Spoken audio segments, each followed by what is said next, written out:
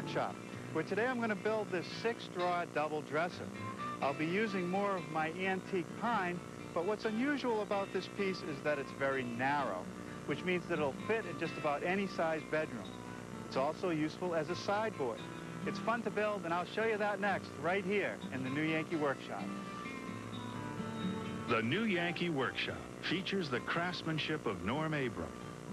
This house belongs to some friends of mine, and they've been gracious enough to allow me to come in and show you this double bureau.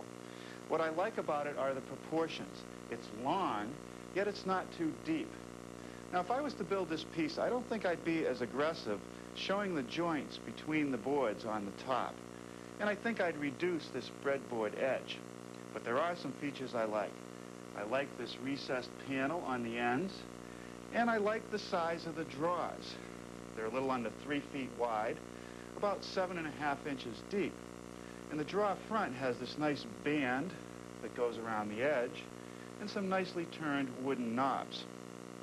Now, if we were to build this piece from some of our recycled antique pine, we'd have a beautiful piece and one that's very useful.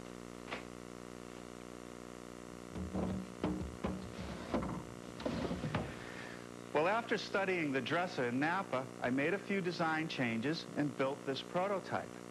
Now, instead of using 3 or 4 boards for the top with a V-groove at the joints, I made a smooth top using just a couple boards. I did narrow down the breadboard edge, but the thing I kept was the depth, 18 inches. And that's the thing most people notice about this piece. And they feel that they could use it in other rooms like the kitchen or the dining room. Now, I built the piece from antique pine, boards like this, that I used to throw away when I did renovation projects, but not anymore. Take out any nails, run them through the planer, and you have beautiful pine like this. Now, I make no attempt to conceal all the defects. Leave some of the nail holes, and leave the wormholes. In fact, the more wormholes, the better. Now, if you'd like to build this dresser, a measure drawing is available with the materials list, and you'll hear more about that before the program ends.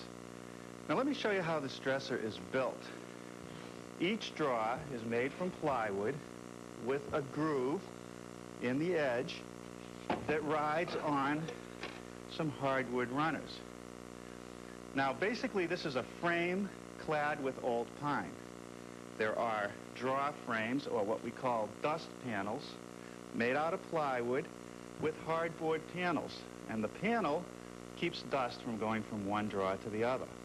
Also, these panels add a lot of strength to the piece, keeping it from racking, and you often see this in quality pieces of furniture.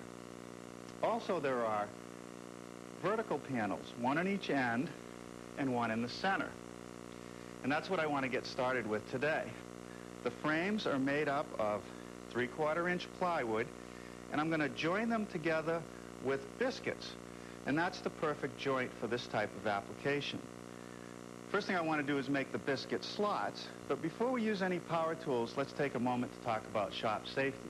Be sure to read, understand, and follow all the safety rules that come with your power tools.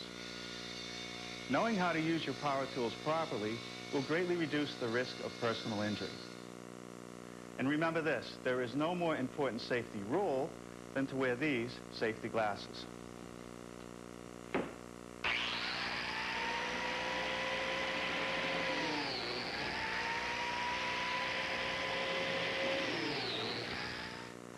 Now, in addition to the adhesive quality of the glue, because it's water-based, it causes the biscuit to swell, making a very strong joint.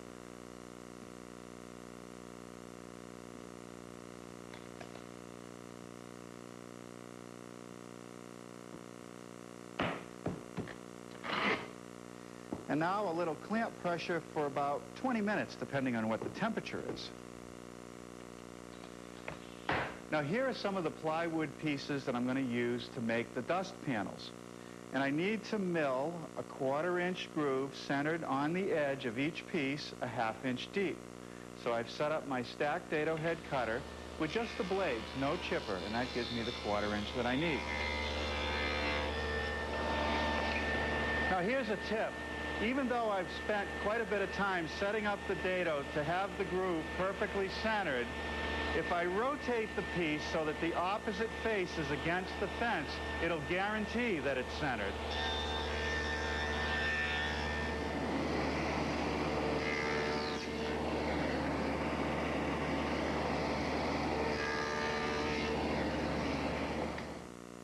Now, to assemble the dust frame, I first put some glue on the tenon and in the groove.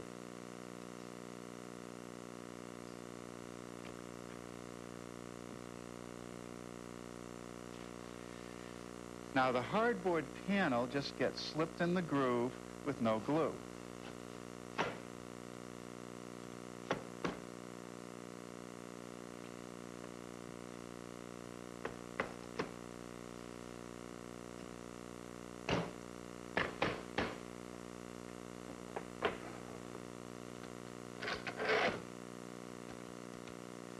The last frame that I have to make is right under the top. It runs from the vertical end frame to end frame.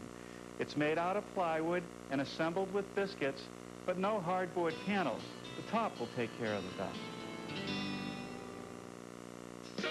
Let's get together for a little romance. Feel nice. Kiss me. Let's get together for a little romance.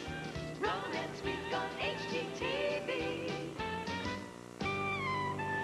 For 97 years, GMC has designed trucks for people who drove them not because they were trendy, but because their lives depended on them. Heroes who measured a truck by its power and its determination. That heritage lives in the new Yukon Denali. A luxury SUV with a 255 horsepower V8. It meets the demands of professionals and the standards of history.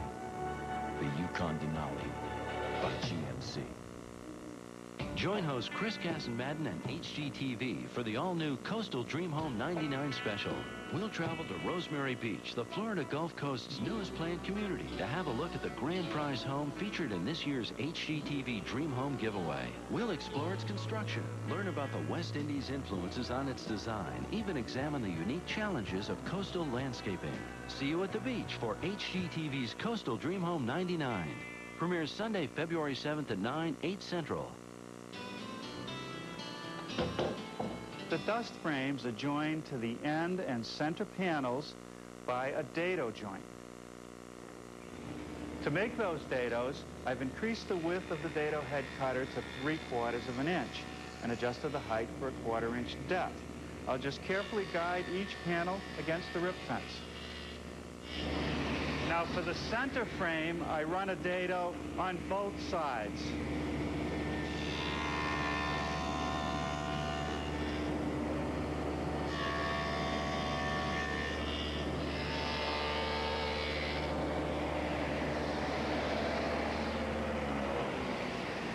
Now this rabbet and one at the other end will enclose the end frames.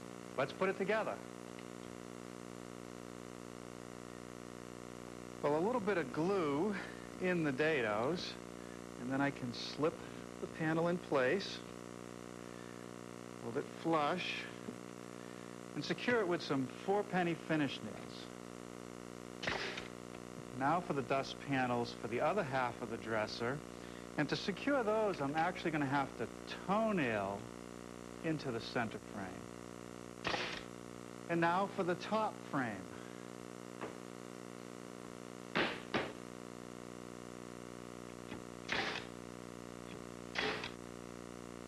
I put a bead of glue on the back of all the frame pieces, and this is probably the most important part of the frame, this piece of 1/8-inch masonite.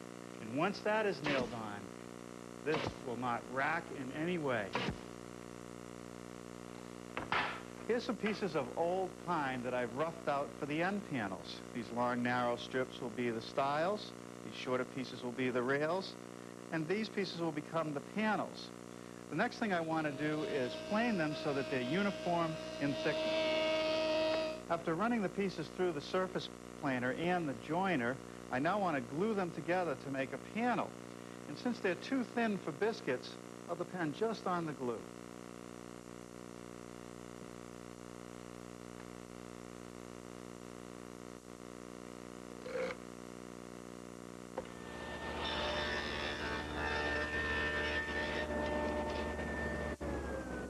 To join the rails and stiles and support the panel for the ends of the bureau, I'm using the same methods I used to make the dust frames.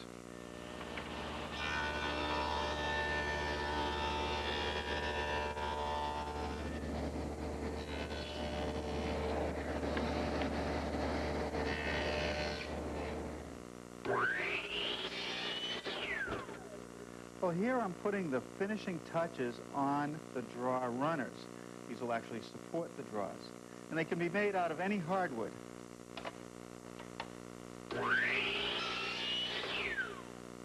To install the drawer runners, I'm going to use a gauge block. It's a scrap piece of plywood, and that will ensure that the runners will be the same height off the dust frame.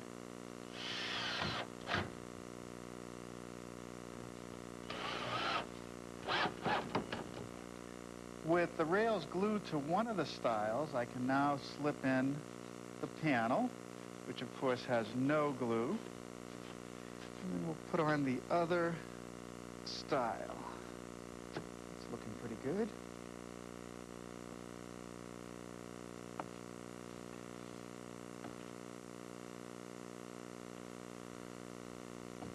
All right. Looks good. A couple clamps, and we'll set it aside to dry. Oh, hi, good morning. I got started today by taking the side panels out of the clamps. They dried overnight. And I cut some biscuit slots along the front edge so that I could install the stile of the face frame. And the reason I'm using biscuits is because I want as few nails to show as possible in the finished product.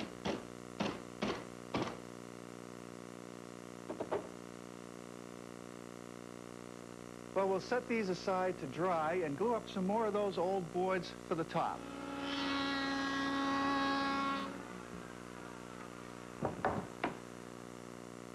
Well, now after a couple passes through my 6-inch joiner, I have a joint that will hardly show. We'll cut some biscuit slots and glue it together.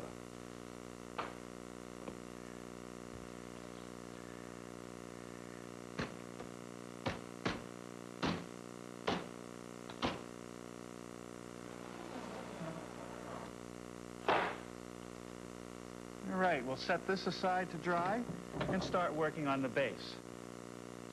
Now, the base is made up of a flat board with a decorative cutout and then a molding on top. The molding appears to be one piece, but it's really two pieces. A piece of stock that's been beveled at a 20-degree angle and rounded at the bottom, and a small piece of cove molding that sits on top. I'm going to start by making the beveled piece. Now, I've set my saw at a 20-degree angle, and I'm going to run some 3/4-inch square stock through. To smooth out the saw marks on that piece, I'm going to use my joiner. I've tipped the fence 20 degrees, and the trick here is to keep the stock flat and to keep your fingers away from the knives, so a good push stick comes in handy. To round over the bottom corner, I'm going to use my router shaper table, which I've set up with a 1/4-inch radius roundover bit. To make the cove portion of the molding, I've switched to a 1/2-inch cove bit. I'll mill the cove in the edge, and then I'll rip it to the correct size of the table saw. The world of Makita design. Innovative. Always a leader.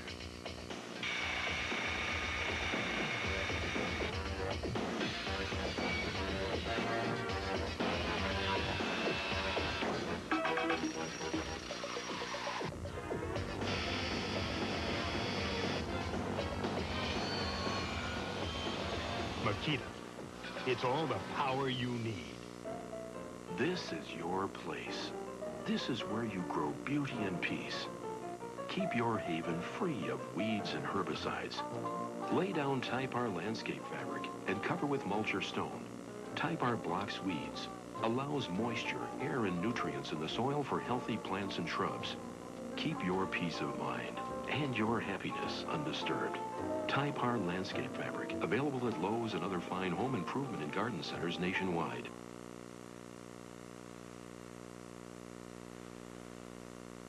I'm inviting invited some friends over to admire my new deck. I'm cooking lean and hearty smoked sausage. So, what do you think? Delicious. How do you like it? Perfect. I love this sausage. Lean and hearty, lower fat, 100% Hillshire Farm. We had just moved into our new place. We didn't realize how much stuff we were going to need. But we both were working, and we thought, hey, we can handle this. And then Mike's company downsized. Erica Fleming talks about the day she called Genus Credit Management. So Mike's trying to find a new job. Meanwhile, all these bill collectors are calling us. It got so bad that a lawyer friend of Mike's said he was going to help us file for bankruptcy. There's a place to call for help, and the service is free. Genus Credit Management, this is Ken. How may I We help? don't make loans. Instead, we work with nearly 40,000 banks and other creditors to help you become debt-free. We couldn't believe it. I mean, they got our payments down. Yeah, way down. Get all your bills together, then give us a call. In 30 minutes, we can lower your payments and start getting you out of debt. Mike just had a really good interview. I think we're going to be okay. Yeah, but I don't know what we'd have done if we hadn't called him. Don't wait till things get bad. Call Genus Credit Management. It's not a loan. It's a way out of debt.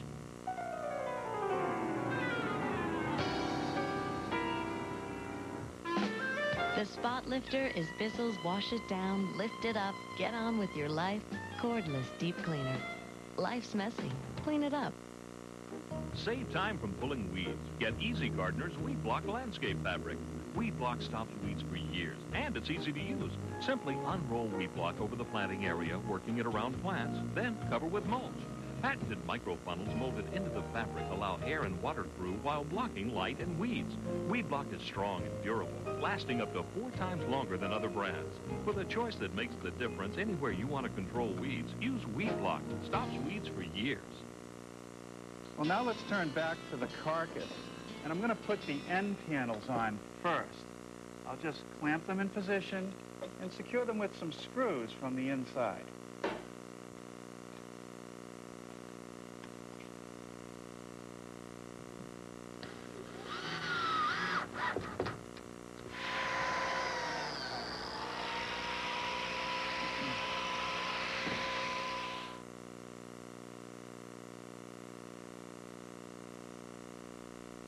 I suppose a faster way to attach these face frame pieces would be to just use nails. But I kind of hate to see nails on the face frame. These biscuits work great. Okay, that takes care of the face frame. Now let's finish up the base.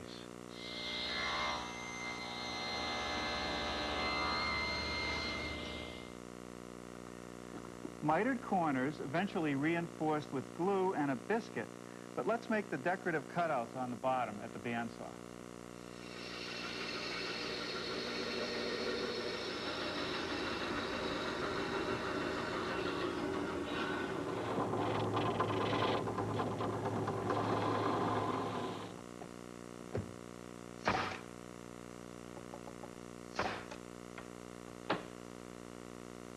Well, there's part 1 of that molding.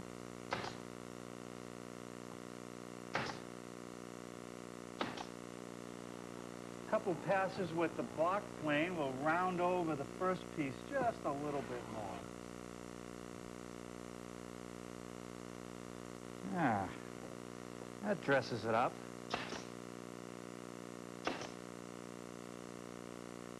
A traditional way to finish off a top is with a breadboard edge. And what this edge does is it covers up the end grain of the field, and it provides some stiffness to prevent the top from cupping. To make the joint, you need a tongue on the field and a groove in the breadboard edge. Now, I didn't want the tongue to show through, so what I'm going to make is a blind mortise and tenon joint. First thing I want to do is make the tenon on the field.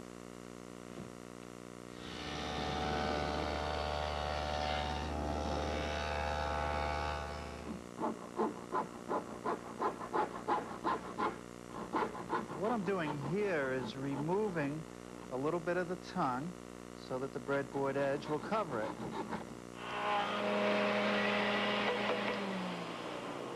Well, now I'm starting to form the groove in the breadboard edge.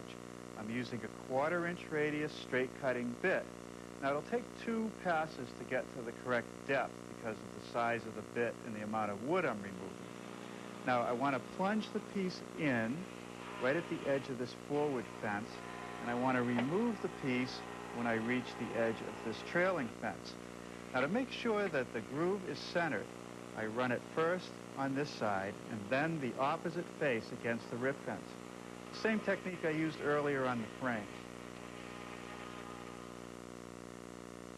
Now, to install the breadboard edge, I don't want to use any glue because this is a cross-grain situation, and if I apply glue and the field of the top wants to shrink in a drier season, it may split. So what I'm going to do is just set the breadboard edges and clamp them in place and secure them with some hardwood pins. This way the top can still move freely with seasonal changes.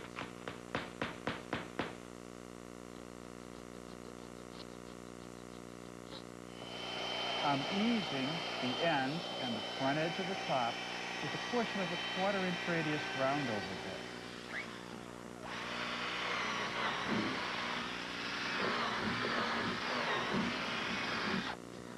I use these holes to secure the top, and note that I've elongated the hole so that the top will be able to move freely with changes in humidity.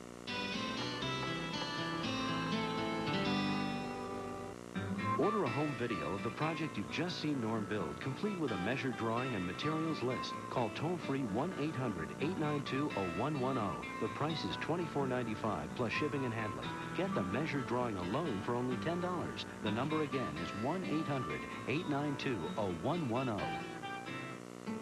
You know, I never thought it could happen to us. Jim Rogers talks about the day he called Genus Credit Management. It was right after Christmas. First the car died, then the furnace went. Then all of a sudden we found ourselves in tremendous debt. We had credit card companies after us, collection agencies calling. I didn't know what to do. There's a place to call for help, and the service is free. Genus Credit Management, this is Lisa. It's not a loan. It's a way to get out of debt, because we work with nearly 40,000 banks and other creditors to help you become debt-free. So I called them, and they went to bat for us. You know, they got our monthly payments down so we could pay everybody off. Get all your bills together, then give us a call. In 30 minutes, we can lower your payments and start getting you out of debt. You know, after a while, the bill collectors stopped calling. And I can't tell you how good that felt. Call today and get the help you need from Genus Credit Management. It's not a loan. It's a way out of debt. I just wish we'd called them sooner. Every day, more people are choosing Lowe's Home Improvement Warehouse. And here's why. Only Lowe's carries one and only interior paint. It's the only paint you'll ever need. Hence the name, one and only. It covers beautifully in just one coat, and it's tough enough to stand up to repeated scrubbing. That's why it comes with a 15-year warranty. All at guaranteed everyday low prices, too. And while one and only comes in hundreds of fashionable colors, Lowe's paint experts can match any color you like. When it comes to home improvement, Lowe's knows. Those painting projects, drips, splatters, spills, what a pain. Introducing the amazing no-sweat, no-mess Home-Right painting system. Simply attach the lid to any standard gallon paint can, place the paint stick on the fill tube, and pull. Like magic, you're ready to quickly paint up to 64 feet with easy one-coat coverage. With the spatter shield, painting ceilings will always be mess-free, and the 3/4 inch roller is ideal for stucco, concrete, siding, and decks. But wait, there's more. Cut prep time in half with a Quick Mask Poly Drop Cloth. Remove excess paint with this handy painter's tool, and use the roller cleaner to rinse covers clean in seconds. You'll also get these valuable how-to paint and wallpaper videos. Order now. We'll include as a bonus the amazing Quick Painter. Glide around doors, windows, and tight corners smoothly and quickly, just like a pro. The complete Home-Right painting system is a $150 value, but it's yours today for only 3 easy payments of $19.95. Use your credit card and call the toll-free number on your screen, or send check or money order to Home-Right Painting System, P.O. Box 49281, Minneapolis, Minnesota 55449. Order now. Well, now for the drawers. It's just a plywood box with an old pine front. The first thing I want to do is make a dado in the side pieces to receive the back.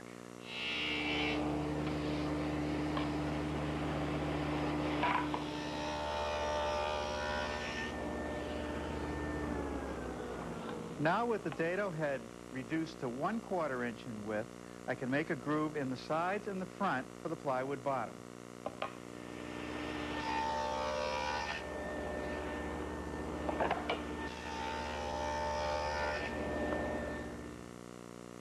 The sides of the drawer are joined to the front with half-blind dovetails. To make those dovetails, I'm going to use a dovetailing jig and my router, which is set up with a collar and a dovetailing bit. I'm set up to make the tails first.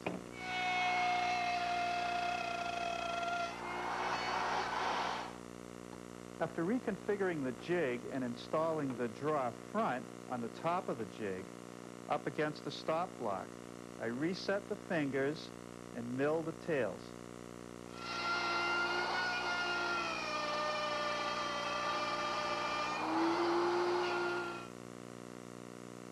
With all these glue surfaces and the shape of the dovetail, you have an incredibly strong joint. The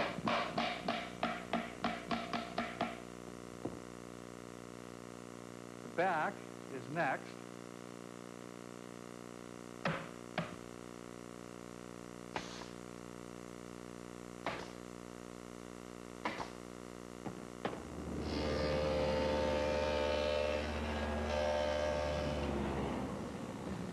This is the groove that those oak draw runners will ride in. Now here's a draw that's completely finished except for the knobs. I applied a 3/4 inch pine board to the draw box and then wrapped it with this little decorative strip. Let me show you how I go about doing that. I take the draw box and slide it in the opening. And then I want to make sure it's centered on my runners. Same gap on each side. And then I use some 3/16 inch shims as spacers. I'll take my draw front, rest it on the shims, just lean it out a little bit so I can put on a dab of hot glue, and hold it in place until the glue sets up. And that assures me that the draw front is perfectly centered in the opening.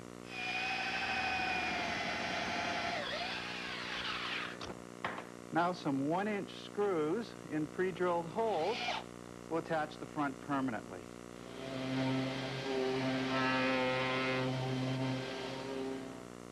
Now let me show you how I make the trim pieces. I start out with some 7/8 inch wide, 1/8 inch thick pine. And I just take my block plane and knock down the corners, and then take some sandpaper and round it over. Now here's a tip. When I miter very thin pieces, I install a backer block, and that'll keep the ends from splintering out when I run the saw through.